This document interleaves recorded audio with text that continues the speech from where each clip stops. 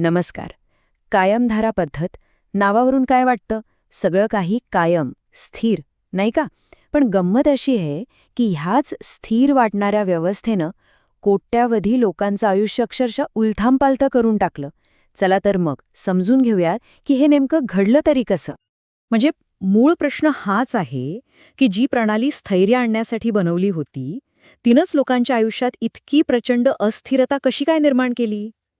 हे कोडच आहे नाही का. चला आज आपण हेच कोड सोडवणार आहोत. बरं, तर सगळ्यात आधी हे समजून घेऊ की याची गरजच का पडली.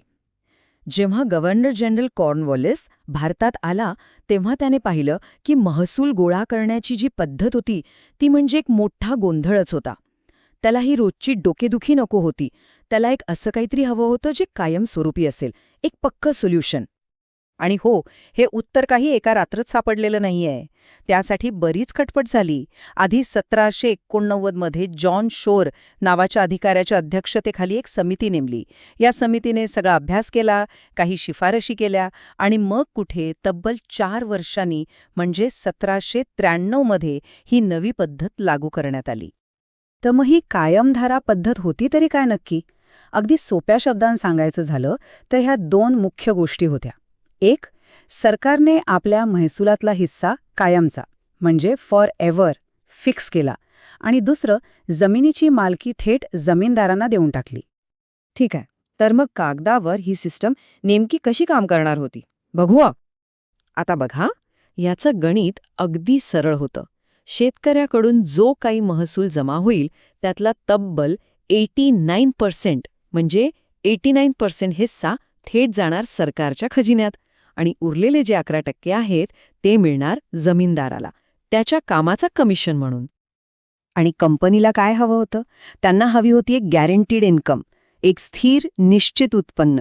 आणि या प्रणालीमुळे त्यांना ते मिळालं. दरवर्षी सुमारे ₹4.25 कोटी. विचार करा केवढी मोठी रक्कम आहे. आणि ती आता कायमची फिक्स झाली होती.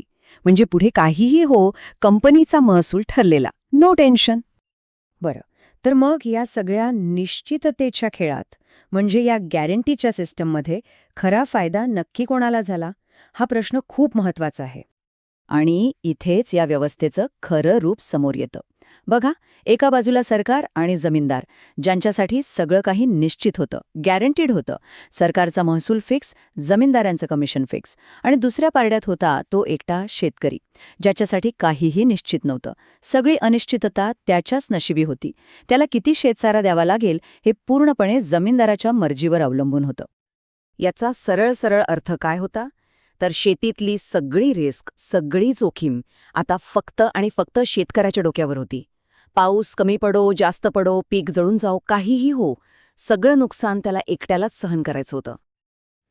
पण हा जो कागदावरचा अन्याय होता तो प्रत्यक्षात किती भयानक ठरला, चला तेच पाहूया. आता गंमत बघा, शेतकऱ्यांच्या संरक्षणासाठी एक तरतूद होती त्याला पट्टा म्हणायचे, म्हणजे एक प्रकारचा करार. या करारामध्ये शेतकऱ्याला किती महसूल द्यायचा आहे हे स्पष्ट लिहिलेलं असणं अपेक्षित होतं. पण प्रत्यक्षात काय झालं? हे पट्टे शेतकऱ्याला दिलेच गेले नाहीत. म्हणजे विचार करा, त्याच्याकडे स्वतःच्या संरक्षणासाठी कोणताही कायदेशीर कागदच नव्हता. आणि मग 1799 साली परिस्थिती आणखीनच बिघडली. एक असा कायदा आला ज्यानं शेतकऱ्याला पूर्णपणे असहाय्य करून टाकलं. ह्या कायद्यानं जमीनदारांच्या हातात इतकी ताकद दिली की विचारू नका. तो कायदा काय म्हणत होता ऐका. जर शेतकऱ्यानं वेळेवर पैसे भरले नाहीत तर कोर्टाच्या परवानगीशिवाय त्याची जमीन, त्याची अवजारं, त्याची जनावरं काहीही जप्त करण्याचा अधिकार जमीनदाराला आहे. म्हणजे शेतकऱ्याचं अख्खं आयुष्यच एका क्षणात उद्ध्वस्त होऊ शकणार होतं. पण कहाणीत एक ट्विस्ट आहे. काही वर्षांनी ज्या ब्रिटिशांनी ही कायमस्वरूपी पद्धत आणली होती त्यांनाच तिच्यावर शंका येऊ लागली.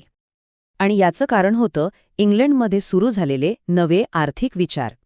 तिथल्या अर्थशास्त्रज्ञांचे जे नवीन सिद्धांत होते ते हळूहळू भारतातल्या ब्रिटिश अधिकाऱ्यांपर्यंत पोहोचू लागले आणि त्यांच्या डोक्यात प्रश्न निर्माण झाले. यातलाच एक महत्त्वाचा विचार होता डेव्हिड रिकार्डो नावाच्या अर्थशास्त्रज्ञाचा. त्याचा सिद्धांत काय सांगत होता की तुम्ही जमिनीत कितीही गुंतवणूक करा, सुरुवातीला फायदा वाढेल, पण एका मर्यादेनंतर त्यातून मिळणारा परतावा कमी कमी होत जातो. आता हा विचार तसा साधा वाटतो, पण यामुळेच ब्रिटिश अधिकारी एका वेगळ्याच चिंतेत पडले. आणि कळीचा मुद्दा बरोबर हाच होता. अधिकाऱ्यांच्या डोक्यात आता प्रकाश पडला. त्यांना कळलं की अरे, आपण महसूल कायमचा फिक्स करून खूप मोठी चूक केली आहे.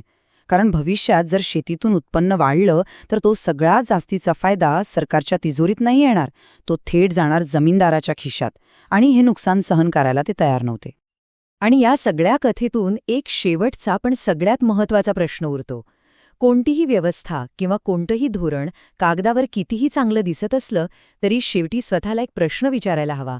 ही व्यवस्था नक्की कोणासाठी काम करतेय? याचा विचार नक्की करा.